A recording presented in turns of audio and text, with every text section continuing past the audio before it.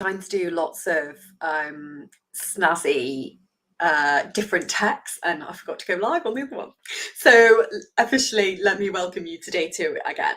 So from yesterday and day 1, we talked a lot about saboteurs, and these, if you haven't watched it, then you can go back to yesterday's post and see the replay, or if you've signed up to the email list, then you'll have been emailed that out already. And if you want to be part of day 2 and day 3 and everything that kind of comes afterwards, which is exciting, then all you need to do is send me a DM saying the word happy, and we'll get you signed up. So from yesterday, what we covered was about the saboteurs, and we have one main saboteur, which is our judge, and then we have 9 accomplice saboteurs, and the 9 accomplice saboteurs are all activated by that main judge that we have, which either judges ourselves, others, or circumstances. So we had a little bit of a chat around that, and then also looked at the accomplice saboteurs like the hyperachiever, the people pleaser, the stickler, the controller, the victim, and it kind of goes on, and there's 9 of them in total.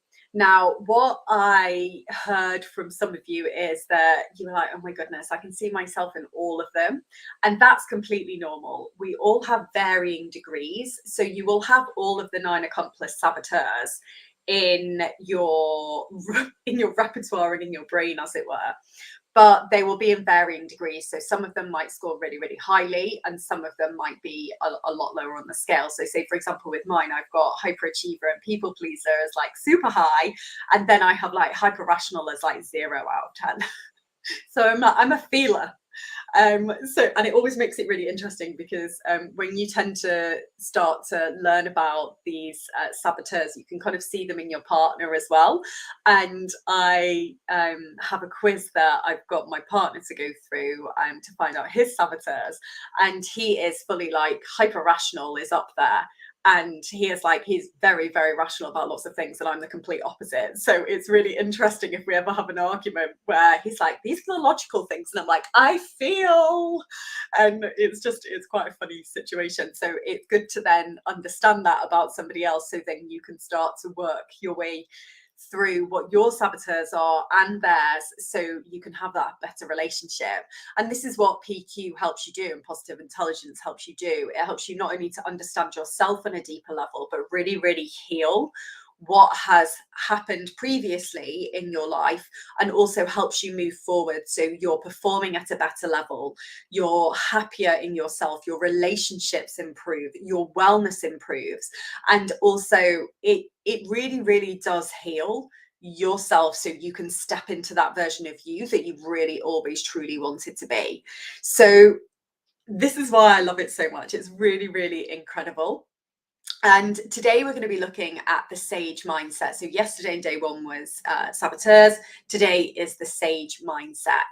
But before we go into that, I want to just talk a little bit about neuroscience and the neuroscience of happiness and peak performance, because I think this is a really interesting thing for you guys to understand, so that then it makes sense for where we're going and what the SAGE mindset is all about. So if we look at neuroscience, very simply, we have 2 different regions of our brain. And we have the left-hand side, which is the brainstem and the limbic system. And this is where our survival part of our brain is. It's very much about where the saboteurs live and how they are activated and how we survive in life, because it's a really useful part of our brain to have, because back in caveman days we would need that part of our brain in case there was a rustle in the woods and that was a tiger that was coming out to eat us. And now we don't have that tiger anymore, luckily, and yet we then place the same importance on, say, emails, and we can make on our phone, and we can make the tiger that used to be there and causing all of that flight and fright response, that we can transfer that onto emails, we can transfer that onto day-to-day life, and it's just not very helpful. So Contrary to this, we then also have the right hand side of our brain, which is the middle prefrontal cortex. And then this is kind of where our empathy is, and our sage part of our brain, and the wiser circuitry is. And what I mean by this is that when we can start to live more in this sage mindset, which is motivating us through positive emotions like creativity, like empathy, like passion, then we can stop living in this left hand side of our brain, which motivates us through negative emotions like fear and stress and anxiety and worry. And when we can flip from this side of our brain to this side of our brain, that's when our whole life really, really does change. And when I say that, I don't mean it in a really light-hearted way. Literally, our lives can change when we can learn how to flip from the left-hand side of our brain to the right-hand side of our brain through an exercise that I'm going to take you through, which is super simple tomorrow. Literally takes 10 seconds. So I'm excited to take you through that. So with the left-hand side of our brain, this can generate our goals to happen. This can generate us to motivate ourselves. But the problem is, we will never be happy if we're always motivating ourselves through fear, through negativity, through something that is a negative emotion. And it's where most of us have achieved from. I used to achieve from it previously through that. It would always be like, you're not enough, you're not enough, you're not enough. Therefore, it would push me to try and do more and more and more. And this is where I then got into that hyperachiever mindset. Whereas now I can flip it over to, I'm doing things that I absolutely love, and I'm playing all out for the hell of it, because that's a really lovely place to be, rather than the place of I'm not enough and I'm being pushed. I'm now being pulled by this greater vision. So this is what I want for you as well, and for you to get to. Now, one of the questions whenever I talk about this that comes up is, but aren't negative emotions good for you? It's a really great question.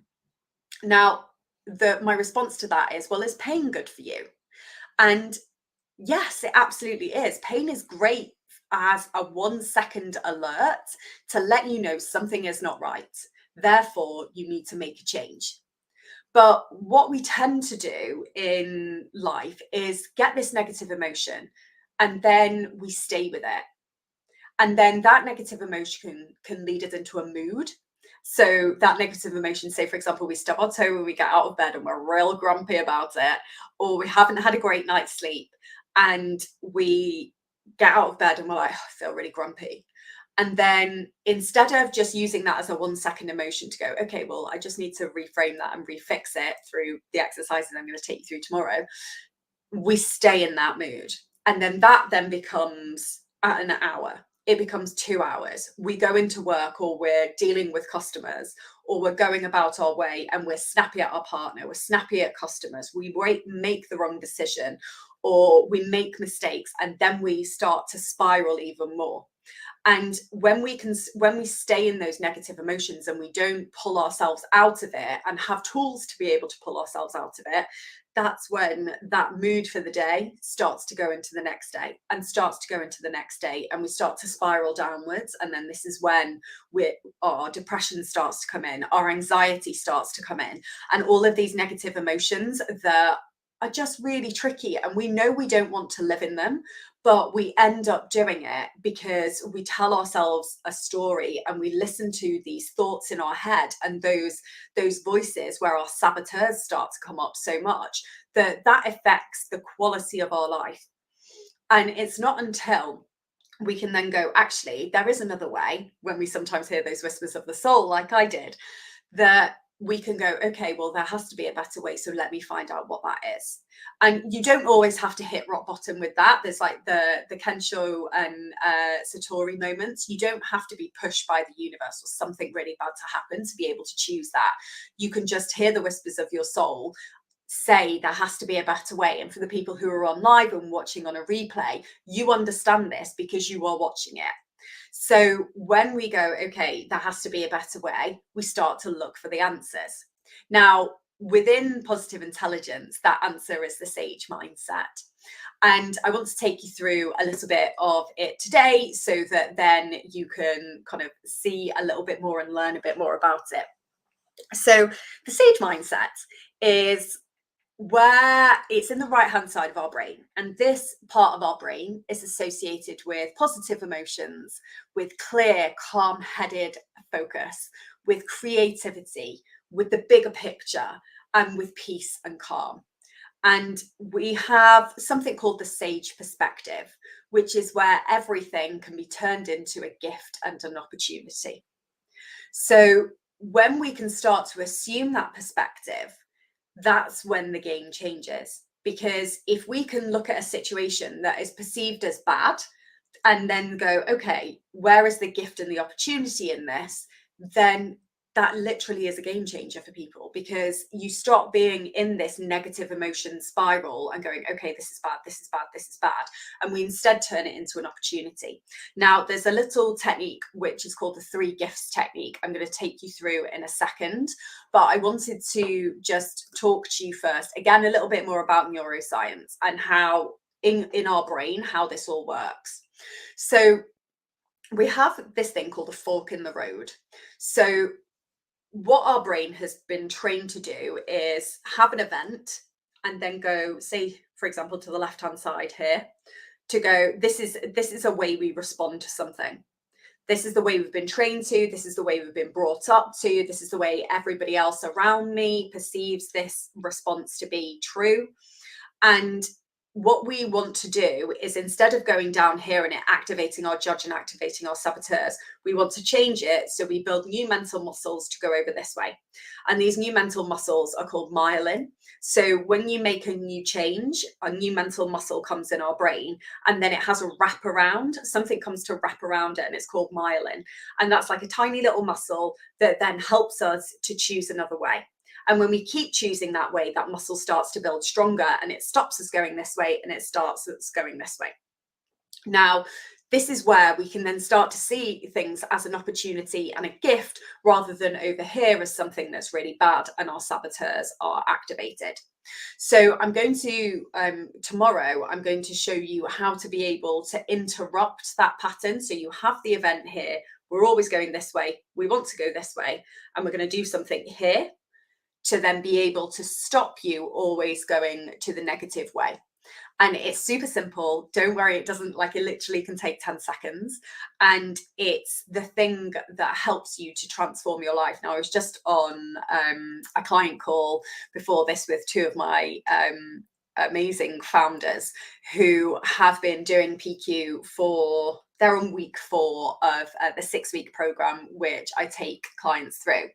And they have both said, this has changed my life. This has been absolutely incredible for being able to help to reframe things and be able to help me to live in a better way, perform in a better way. It's having a positive ripple effect on their families, because they are showing up and they are being this beacon of light, as it were, through putting themselves first, through understanding who they are. And this is having a positive effect on their relationship with their children, their relationship with their partner, their relationship as co-workers together and co-founders, also their relationship with their employees, and how they handle the challenges that come with being a business owner. And it is so simple. It is literally 15 minutes a day, but I'll get onto that another time. So what we then want to do with this neuroscience bit and the fork in the road is go, well, which perspective is true? And actually, the answer isn't that one perspective is bad and one perspective is better. The answer is whichever you believe is true. So you can have this situation that happens, say, for example, let's use something like a coffee cup. So you've got your coffee cup and you've got your coffee, and then all of a sudden somebody knocks into you, and then the coffee goes everywhere, and you're like, oh my goodness.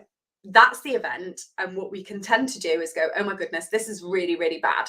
This is really, really bad.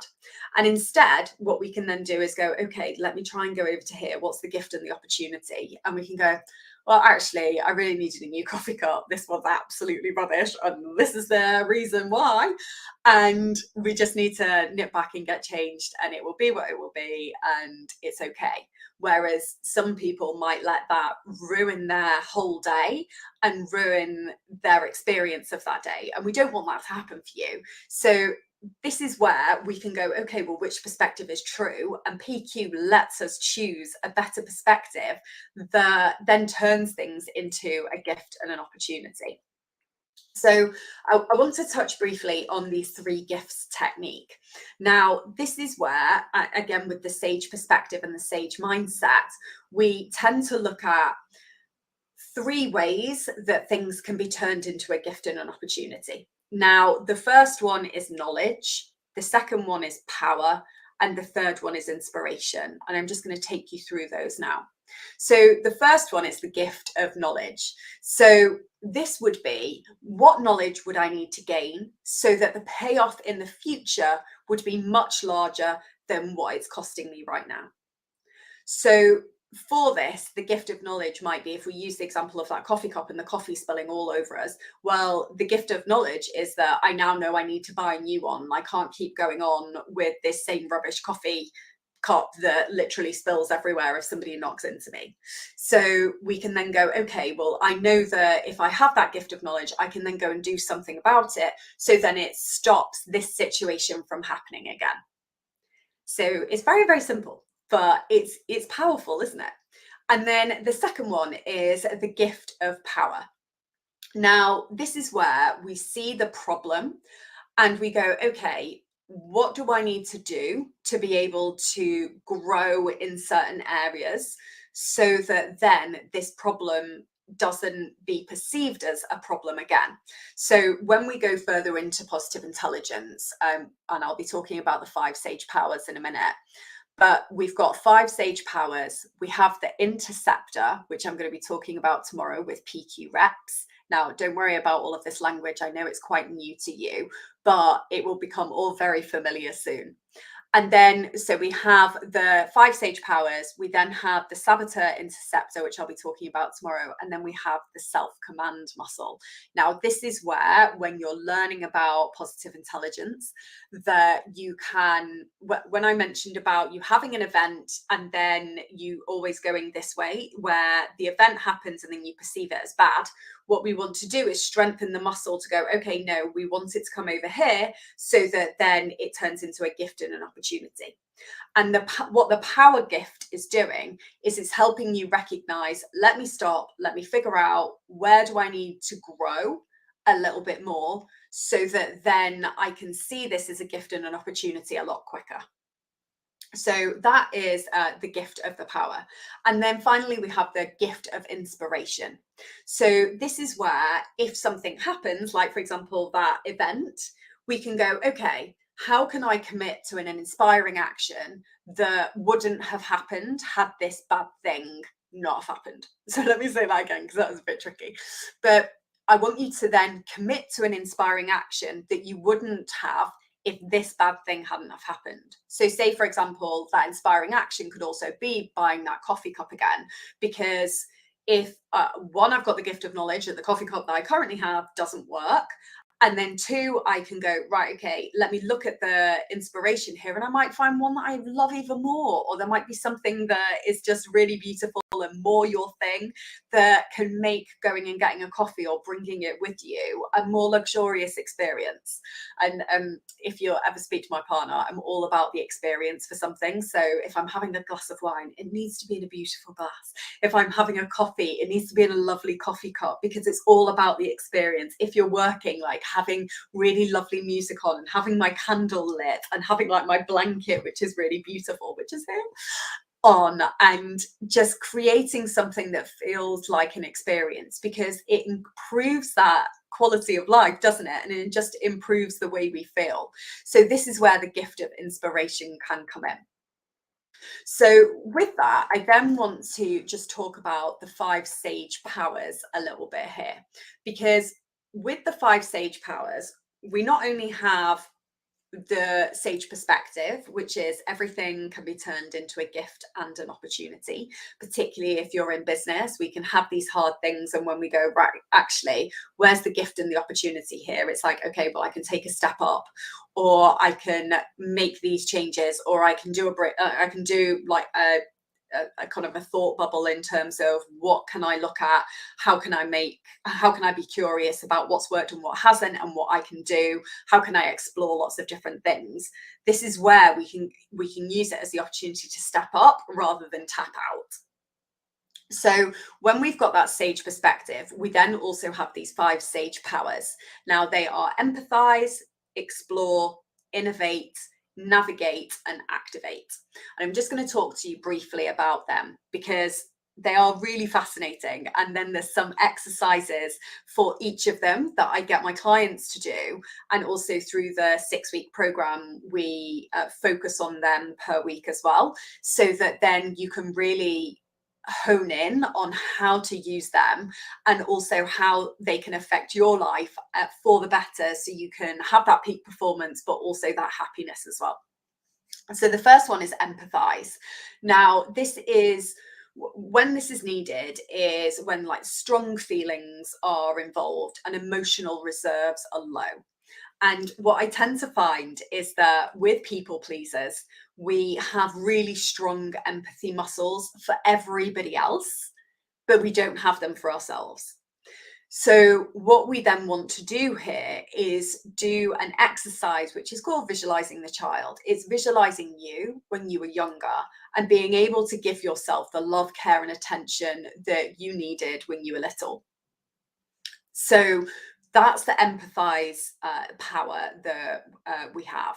Then we have the explore power. Now, this is where we need to discover what's going on.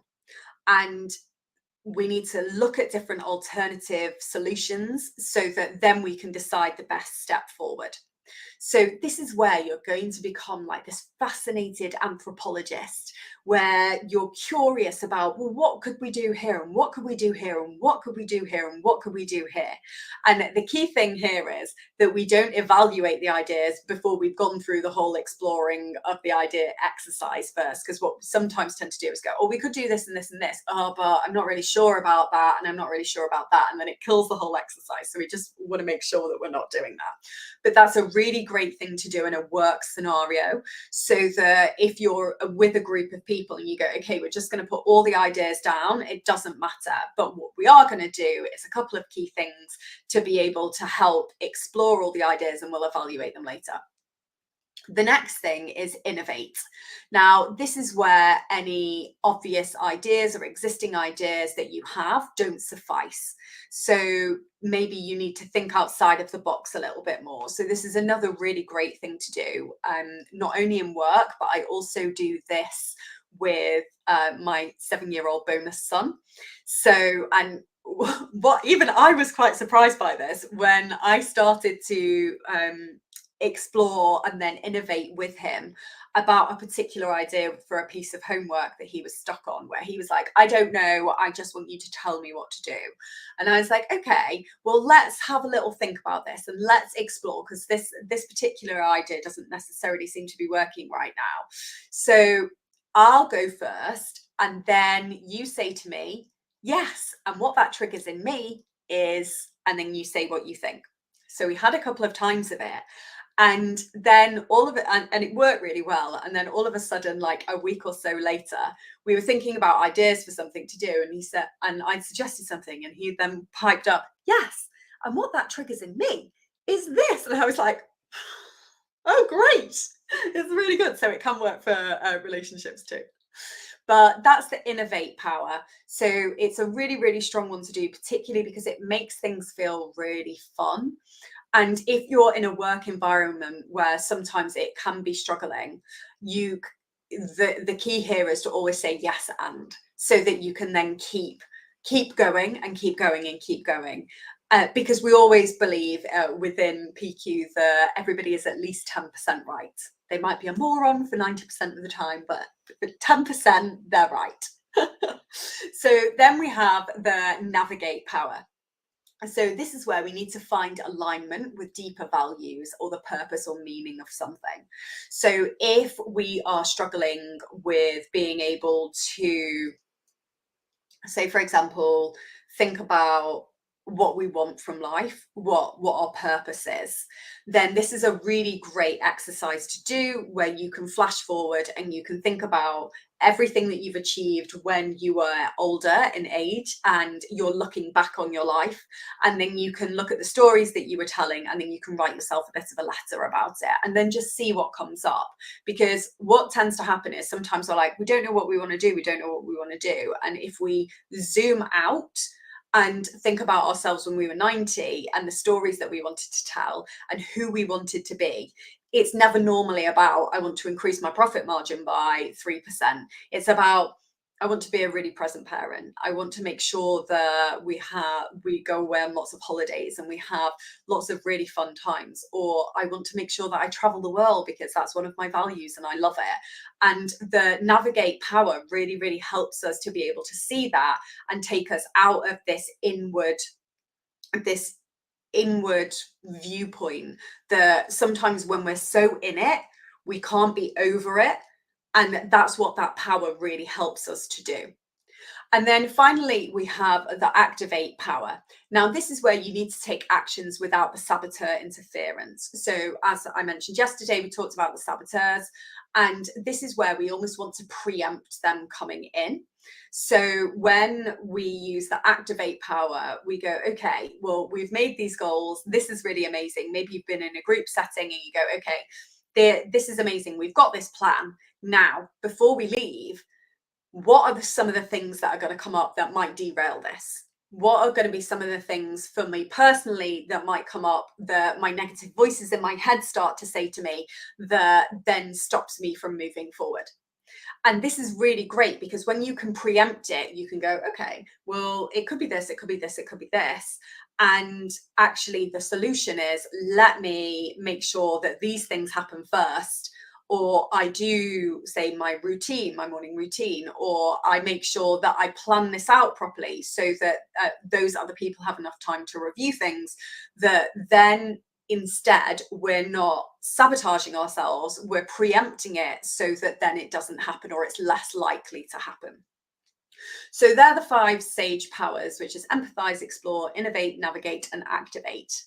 Now, with these, I want you to just have a little think over the next 24 hours, because I'm going to give you one of the exercises actually, because I think it's a really powerful one to do. And if you are watching this either live or then on the replay, it's such a lovely way to spend 10 minutes to be able to get clear on where you're going, what you're doing, and what your purpose is. So if you've got a pen with you, I want you to write this down. Looking back at my life, think of you at the end of your life looking back. Who did you become? What are you proud of? What were your relationships like? How happy and fulfilled were you? And what were the things that made you feel that? So I'm going to say it again. So think of you at the end of your life looking back. Who did you become? What are you proud of? What were your relationships like? How happy and fulfilled were you? And what were the things that made you feel that? Now, this is the navigate power from the 5 sage powers. And what that does is it helps us flash forward to the end of our life and go, actually, what do I really want? Who was I? Who did I become? And how did I make a positive impact in the world? And I did this. You can also do this in a year's time or 10 years' time if you like, because there's a really famous quote that Tony Robbins says, which is 10 years from now will surely arrive. The question is where. And I think that this navigate sage power is so amazing because it gets us out of our heads in the day to day. And when we can just free write for the next 10 minutes and go, okay, like, who did I become? Do I want to become the happiest person that I know? Yes. Do I want to become the most fulfilled person I know? Do I want to fulfill my purpose in terms of helping people with mindset coaching? Yes, I absolutely do. And then what that means is if I look at that and I write those things down, then that informs the decisions I make today so that then I can get to that end of my life and go, actually, I did those things and I don't have regret. One of the key things that you hear from, I think there's the top five, the book, The Top Five Regrets of the Dying. One of them is that they didn't do the thing they really wanted to do because they were trying to please everybody else. And I don't want that for you. I want you to live your life as the happiest, healthiest, most successful version of yourself. And I want you to have that purpose. And I want you to be able to look back on your life when you do get to 90 and just feel so proud that you had this wild adventure and this wild, crazy life that you are just so happy that you lived, rather than getting to the end of your life thinking, I wish I'd have done that. I wish I'd have done that. I wish I'd have done that. Is this all there is? Because we don't want that, because that's just rubbish. So I'm going to leave you with that exercise today. Now, we are going live on Friday, so not tomorrow, but we are going live again on Friday at the same time at 11:30. So we are then going to be doing some very, very simple exercises to help you switch from that saboteur part of your mind to the sage part of your mind, so that it can really help you to not only perform better, but have better relationships and also be in, like, just be a happier, healthier human being. So I'm super excited for that. If you have any questions about what I've talked about today, then please feel free to DM me. I love to speak to you about this. And if you haven't signed up to the 3-day challenge, then please do just send me a DM with the word happy and you'll be able to sign up, because there's a few more special things that are going to happen just for the people in the email list. So today, have fun with that exercise. I really hope that you do, and let me know what you find, because sometimes it's really nice to share it with someone else. So send me a DM or a voice note. I would love to hear. And I will see you on Friday. All right, take care. Bye bye.